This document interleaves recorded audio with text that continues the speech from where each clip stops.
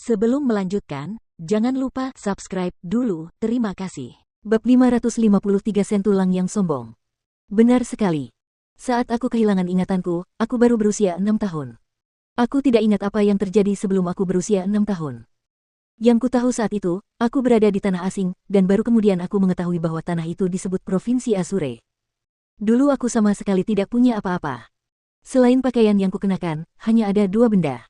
Yang pertama adalah ornamen giok ini, yang kedua adalah ini. Saat Zhang Tianyi berbicara, dia mengeluarkan sebuah buku. Di bagian depannya ada 3 kata besar, teknik misterius terlarang. Senior Zhang, kamu pada saat itu, Chu Feng juga sangat terkejut karena dia tampaknya telah memahami beberapa hal. Tampaknya teknik misterius terlarang yang dikembangkan Zhang Tianyi tidak ditemukan secara kebetulan, teknik itu sudah ada padanya. Yang lebih penting, ornamen giok dan teknik misterius telah membuktikan satu hal. Leluhur Zhang Tianyi kemungkinan juga sangat istimewa. Aku tidak tahu mengapa aku kehilangan ingatanku, tetapi aku merasa bahwa aku bukan bagian dari Provinsi Asure maupun benua 9 provinsi. Ornamen giok ini seharusnya dapat mengungkap misteri leluhurku, dan mungkin dapat membantuku mengingat kembali ingatan yang kumiliki sebelum berusia 6 tahun. Junior Chu Feng, kau tidak perlu mencariku secara khusus karena hal-hal ini hanya bergantung pada keberuntungan. Kau hanya perlu sedikit lebih memperhatikan dan semuanya akan baik-baik saja begitu saja. Jujur saja, bahkan aku tidak bisa memastikan apakah mereka berada di wilayah Laut Timur atau tidak. Senyum tipis tersungging di wajah Zhang Tianyi, tetapi Chu Feng bisa merasakan kesedihan yang terselubung oleh senyumnya. Seorang anak berusia 6 tahun, tanpa ayah dan ibu, benar-benar sendirian. Chu Feng dapat membayangkan jenis kesulitan yang harus dihadapi seseorang dalam situasi itu. Ketika dia masih muda, meskipun hidupnya di keluarga Chu tidak optimal, setidaknya ada seseorang yang merawatnya. Namun, Zhang Tianyi tidak. Jelas, masa mudanya lebih menyakitkan daripada masa mudanya. Namun, yang terpenting adalah Chu Feng juga memiliki keinginan besar untuk memahami latar belakangnya sendiri. Oleh karena itu, Chu Feng mampu bersimpati dengan Zhang Tianyi dan merasakan emosinya saat ini. Senior Zhang, jangan khawatir. Saya pasti akan memperhatikannya. Tapi simpan saja perhiasan giok itu di tubuhmu. Aku sudah hafal bentuknya. Chu Feng meyakinkan dengan serius. Sambil berbicara, dia mengembalikan perhiasan giok itu kepada Zhang Tianyi karena dia tahu betapa pentingnya perhiasan itu baginya. Kalau begitu, maaf merepotkanmu, Junior Chu Feng. Setelah mendengar jawaban Chu Feng, Zhang Tianyi juga tersenyum senang. Setelah itu, Chu Feng dan Zhang Tianyi kembali ke bar, tetapi sebelum mendekatinya, wajah mereka mengalami perubahan. Itu karena mereka menemukan dengan bingung bahwa ada asap yang mengepul di dalam kedai. Jelas, seseorang memulai serangan di dalam, tetapi saat ini, Jiang Wuxiang, Su Rou, dan Su Mei masih berada di dalam kedai. Tentu saja, Chu Feng dan Zhang Tianyi sangat cemas. Pada saat itu, di dalam bar, kamar yang dipesan oleh Chu Feng dan yang lainnya telah rata dengan tanah. Banyak bangunan di sekitarnya juga menjadi reruntuhan. Tempat itu telah menjadi reruntuhan. Su Rou dan Su Mei berdiri di tengah reruntuhan dengan wajah penuh amarah. Mereka bersama-sama mendukung seseorang, orang itu adalah Jiang Wuxiang. Aku baik-baik saja. Hanya goresan.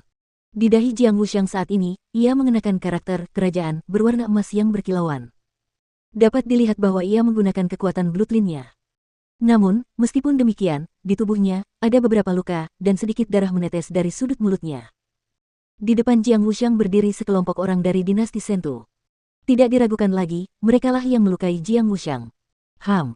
Kau sangat sombong, kupikir kau pasti punya kekuatan yang mengagumkan, tetapi kenyataannya, kau hanyalah sampah. Kau bermarga Jiang, kan? Pangeran bernama Sentulang itu bertanya dengan nada menghina. Benar sekali. Ada apa? Jiang Wuxiang dengan keras kepala menyeka jejak darah dari sudut mulutnya dan bertanya dengan keras. Apa? Sentulang mencibir, lalu berkata kepada para penjaga di sebelahnya, ingat. Dia bermarga Jiang, jadi dinastinya seharusnya disebut dinasti Jiang. Dengan melahirkan sampah seperti ini, sepertinya dinastinya tidak perlu melanjutkan keberadaannya. Ketika kau kembali ke dinasti, ingatlah untuk melaporkan hal ini kepada ayah. Kirim orang untuk membasmi dinasti Jiang itu. Meninggalkan dinasti seperti itu di dunia ini tidak akan menghasilkan apa-apa selain menurunkan status bangsawan. Mereka tidak layak memiliki garis keturunan yang diwariskan. Kau. Mendengar kata-kata itu, Jiang Wuxiang menggertakkan giginya karena marah dan saat dia berbicara dia akan menyerang Sentulang lagi. Namun sebelum membiarkannya bergerak, dia dihentikan oleh Su Rou di sampingnya. Alisnya berkerut ringan, diam-diam memperingatkannya untuk tidak gegabah, menunggu kembalinya Chu Feng dan Zhang Tianyi. Dengan begitu, mereka secara alami akan mampu mengurus Sentulang. Jiang Wuxiang tidak termasuk dalam kategori orang bodoh, jadi dia jelas tahu dia tidak bisa mengalahkan Shen Tulang setelah pertarungan sebelumnya melawannya. Jika dia terus bersikap bodoh, meskipun tidak akan berarti banyak apakah dia terluka atau tidak, jika dia menyeret Su Rou dan Su Mei bersamanya, dia akan mengecewakan Chu Feng. Maka dia yang biasanya gegabah, juga dengan paksa menekan api dalam hatinya, dan tidak mengatakan apa-apa lagi. Tuanku, berhenti, berhenti. Ini salahku, ini salahku. Tepat pada saat itu, seorang lelaki tua berpakaian indah berlari menghampiri dengan senyum penuh permintaan maaf di wajahnya. Kultivasi lelaki tua itu tidak lemah, karena berada di alam surga tingkat ketiga. Di belakangnya ada sekelompok kultivator, kultivasi mereka juga tidak lemah.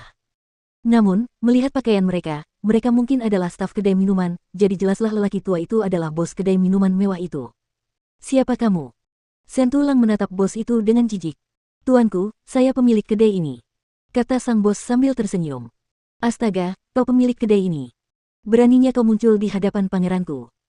Setelah mengetahui siapa bosnya, salah satu pengawal dinasti Sentu di alam surga tingkat keempat mencengkeram pakaian lelaki tua itu dan berteriak dengan marah. Ah, sopan santun, sopan santun. Perhatikan sopan santun. Kita adalah orang-orang yang berstatus. Shen Tulang tersenyum aneh dan berkata, Baru setelah melihat Shen Tulang berbicara sendiri, penjaga itu melepaskan bos itu. Terima kasih tuan, terima kasih tuan. Setelah dibebaskan, bos itu buru-buru bersujud sebagai rasa terima kasih kepada Shen Tulang karena kekuatan mereka memang menyebabkan dia ketakutan yang tak berujung. Namun, yang tidak diketahuinya adalah bahwa segala sesuatunya tidak sesederhana yang terlihat. Dia melihat Shen Tulang tersenyum, tetapi berbicara dengan nada dingin, aku memberkahimu dengan kehadiranku, tetapi kamu bahkan tidak menyiapkan kamar yang layak untukku. Tahukah kamu hukuman apa yang pantas kamu terima karena melakukan pelanggaran seperti itu? Ini, aku tidak. Mendengar kata-kata itu, ekspresi bos menjadi gelisah, dan dia tanpa sadar mundur beberapa langkah.